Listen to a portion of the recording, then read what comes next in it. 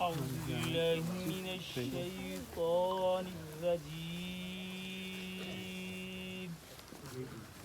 بسم الله الرحمن الرحيم ألا إن أولياء الله لا خوف عليهم ولا هم يحزنون الذين آمنوا وكانوا يتقون لهم البشرى في الحياة الدنيا وفي الآخرة لا تبديل لكلمات الله ذلك هو الفوز العظيم صدق الله العظيم صلی اللہ علیک یا رسول اللہ وسلم علیک یا حبیب اللہ صلی اللہ علیک یا رسول اللہ وسلم علیک یا حبیب اللہ بالغ العلا بکمالہ بالغ العلا بکمالہ کشف الدجى بجمالہ حسنت جمیع خصالہ صلوا علیہ وآلہ صلوا علیہ وآلہ جسے چاہا در پہ بلا لیا جسے چاہا اپنا بنا لیا یہ بڑے کرم کے ہیں فیصلے یہ بڑے نصیب کی بات ہے بالغ العلا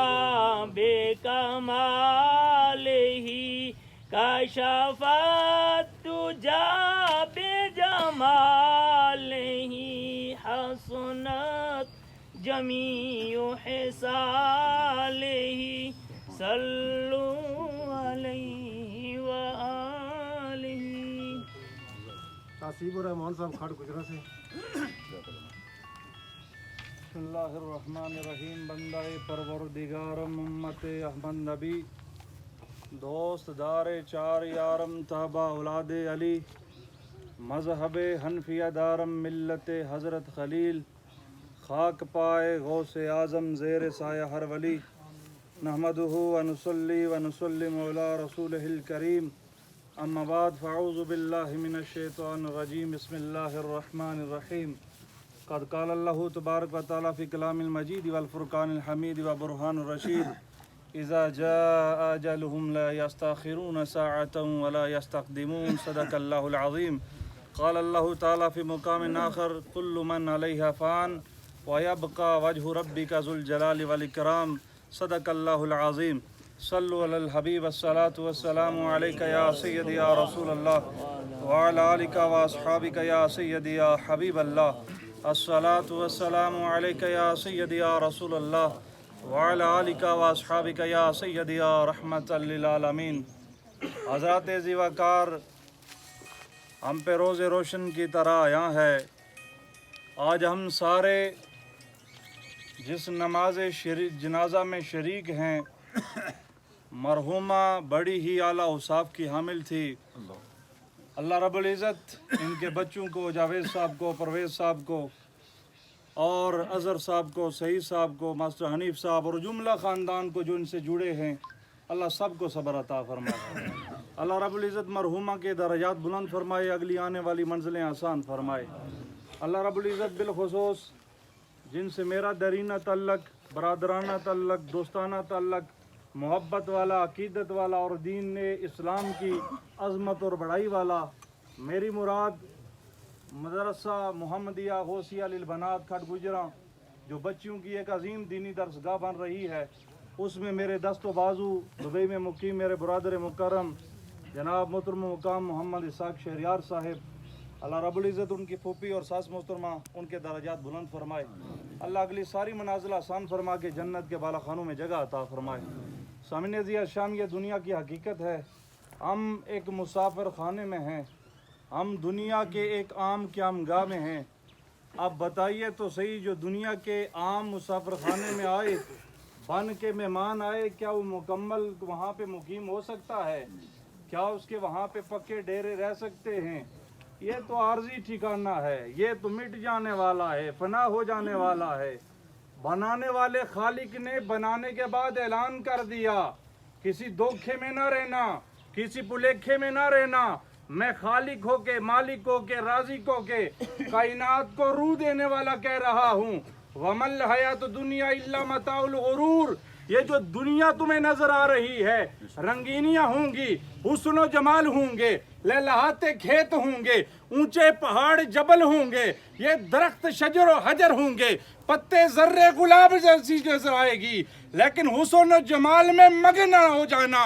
میں بنانے والا خالق اس کی حقیقت بتا رہا ہوں، یہ دنیا سراسر دھوکہ ہے۔ مالک یہ دنیا بنائی ہے، پھر تیرا کیا حکم ہے؟ اللہ کہتا ہے کل من علیہا فان، فرمایا کائنات کی ہر شے مٹ جائے گی، ہر شے فنا ہو جائے گی، مالک باقی کیا رہے گا؟ فرمایا وَيَبْقَى وَجْهُ رَبِّكَ ذُو الْجَلَالِ وَالْإِكْرَامِ، فرمایا تیرے اکرام والے، جلال والے رب کی ذات باقی رہ جائے گی۔ اور میاں صاحب نے کہا تھا، اے دنیا مسافر خانہ، ایک آوے ایک جاوے، قیدی مجال محمد بخشائے تھے پکے ڈیرے لاوے۔ سامعین عزیز، شام خالق کائنات نے فرمایا ہے اذا جاء اجلہم لا یستاخرون ساعتا ولا یستقدمون، جب موت کا وقت مقرر آ جائے، نہ ایک گھڑی پیچھے ہٹتی ہے، نہ ایک گھڑی آگے جاتی ہے، بلکہ وقت مقررہ پر روح قبض ہو جاتی ہے۔ ارے ہم مٹی سے بنے ہیں، مٹی میں رل جانا ہے، قیامت میں اسی مٹی سے اللہ اٹھائے گا۔ اسی لیے تاجدار کھڑی نے کہا تھا، میں مٹی، میری ذات مٹی، مٹی میرا کھانا، مٹی دا میں پتلا سائیاں، مٹی وچ رل جانا۔ ابھی کچھ دن پہلے جو ہمارے ملک کی کنڈیشن بنی تھی، سارے بندے ڈر رہے تھے کہیں میری موت نہ آ جائے، ہر بندہ خوف کھا گیا۔ اور بندے، اے ایمان والے، عشق نبی کا دعویٰ کرنے والے، اللہ کی توحید کا کلمہ لاپنے والے، اپنی جبی کو سونے رب کی بارگاہ میں جھکانے والے، ارے دنیا داروں سے ڈرتا ہے، ڈر تو سونے رب سے ڈر جس کی بارگاہ میں تو نے اور میں نے حاضری پیش کرنی ہے، جہاں پہ میرے اور آپ کے اعمال پیش ہونے ہیں۔ اس لیے اگر ہم کہیں چھپ بھی جائیں، موت وہاں پہ نہیں چھوڑے گی۔ اینما تکونوا یدرککم الموت ولو کنتم فی بروج مشیدہ، اللہ کا قرآن کہتا ہے اگرچہ مضبوط قلعے بنا کے چھپ جاؤ، موت تمہیں وہاں بھی نہیں چھوڑے گی۔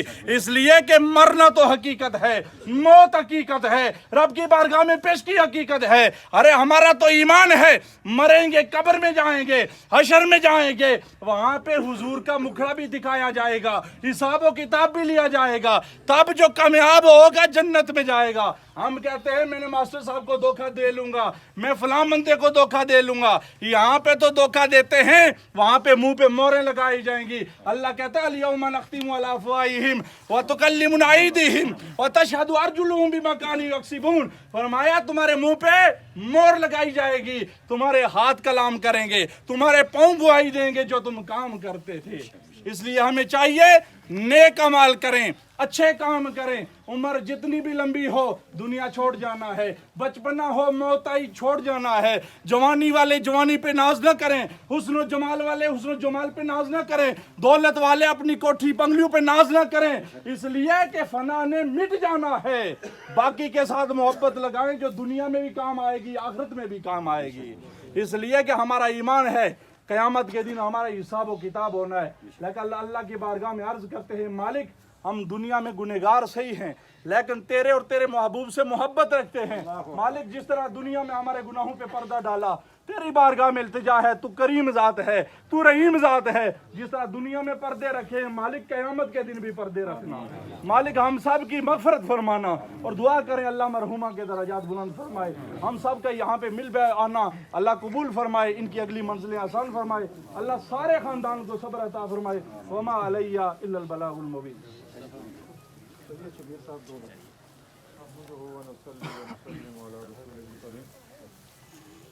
قال اللہ تبارک و تعالی فی القرآن المجید والفرقان الحمید یا ایھا الناس اتقوا ربکم الذی خلقکم۔ اے لوگو اپنے رب سے ڈرو جس نے تمہیں پیدا کیا۔ جیسا کہ آج ہماری صورتیں یہ ہیں کہ ہم حالت یہ ہو چکی ہے کہ ہم رب سے نہیں ڈرتے جو باقی دنیا داروں سے ڈرتے ہیں لیکن رب سے نہیں ڈرتے جو۔ اگر رب کا ڈر ہوتا ہمیں، موت سے ڈر لگتا ہے۔ کیوں ڈر لگتا ہے؟ اس لیے کہ موت کے لیے ہم تیار ہی نہیں، مرنے کے لیے ہم تیار نہیں ہیں۔ اور پھر یہ ایسی حالت ہے ہماری کہ اتنا کچھ ہونے کے باوجود یقین کی حد تک ہمیں یہ تھا کہ ہو سکتا ہے کہ اگلے لمحے مجھ پر یہ گولا گرے، اگلے لمحے ہو سکتا ہے جب دائیں بائیں پڑھ رہے تھے تو ہماری باری آ جائے۔ اس فکر میں تو تھے لیکن ہمیں اس سے بھی عبرت حاصل نہیں ہوئی جو، ہم نے اس سے سبق نہیں سیکھا جو ہے۔ ہماری مسجدیں اسی طرح اس سے بڑھ کر ویران ہوتی نظر آ رہی ہے، اس سے بڑھ کر جو ہے وہ ہم دین سے دور ہوتے نظر آ رہے ہیں۔ لیکن کیا ہے ہمیں ڈر لگتا ہے، مرنے سے جو ہے وہ ڈر لگتا ہے۔ اللہ رب العزت اپنی لارائب کتاب میں فرماتا ہے کیا ایمان والو صبر اور نماز سے جو ہے استعانت کرو، مدد چاہو اس سے جو ہے۔ ہم نے اس حالت میں کون ہے ہم میں جو یہ دعویٰ کرے کہ میں نے اس وقت جو ہے وہ وضو کر کے اس حالت میں مصلی بچھا کر میں نے اللہ کی بارگاہ سے مدد مانگی ہے۔ اللہ کے رسول کی شان دیکھیے کہ غزوہ بدر میں آپ اس رات میں اللہ کے حضور سر پر سجود ہو کر صحابہ فرماتے ہیں کہ ہم نے دیکھا کہ حضور سارے سجدے میں رکھ کر اللہ سے مانگ رہے تھے یا اللہ یہ اگر مٹھی پر مسلمان آج اگر جو ہے مٹ جاتے ہیں تو تیرا نام لینے والا کوئی نہیں ہوگا۔ یہ اللہ کے رسول نے جو ہے وہ بتایا ہے کہ اللہ کے رسول نے سارے سجدے میں رکھ کر یہ اعلان کیا ہے۔ تو گویا ہمیں اپنی اس حالت پر فکر کرنی چاہیے، ہمیں جو ہے وہ موت کی تیاری کرنی چاہیے۔ ہم سے پوچھا جائے گا کل کہ تم کیا لے کر آئے ہو۔ اللہ رب العزت کی بارگاہ میں دعا ہے کہ مرحومہ کے درجات میں بلندیاں عطا فرمائے۔ وما علیہ الا البلاغ۔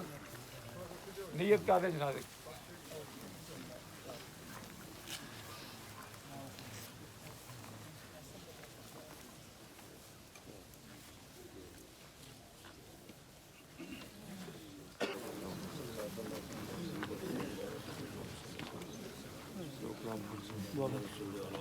الحمدللہ رب العالمین والعاقبۃ للمتقین والصلاة والسلام علی سید الانبیاء والمرسلین۔ اللہم ربنا آتنا فی الدنیا حسنۃ وفی الآخرۃ حسنۃ وقنا عذاب النار وادخلنا الجنۃ مع الابرار یا عزیز غفار یا رب العالمین۔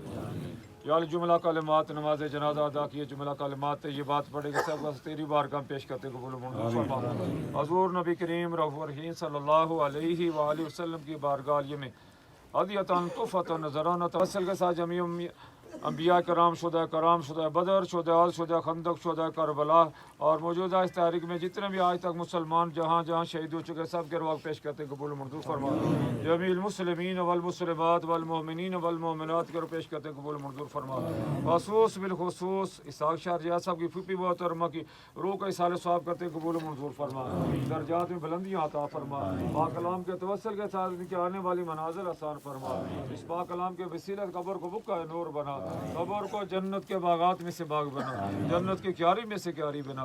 میدان معاشر میں حضور علیہ الصلوۃ والسلام شفاعت نصیب فرما. جنت الفردوس میں اعلیٰ عرفہ مقام عطا فرما. منکر نکیر کے سوال و جواب میں آسانی عطا فرما. حضور کی پہچان اور معرفت نصیب فرما. حضور کے صدقے اپنا خصوصی رحم و کرم فرما. جو فرائض و واجبات میں بتقاضۂ بشریت کبھی پیش رہا کہ اس پاک کلام کے توسل کے بخش فرما. درجات بلندی عطا فرما. جنت الفردوس میں اعلیٰ عرفہ مقام عطا فرما. دعائقین کو عزا کارب کو صبر جمیل اجر عظیم عطا فرما.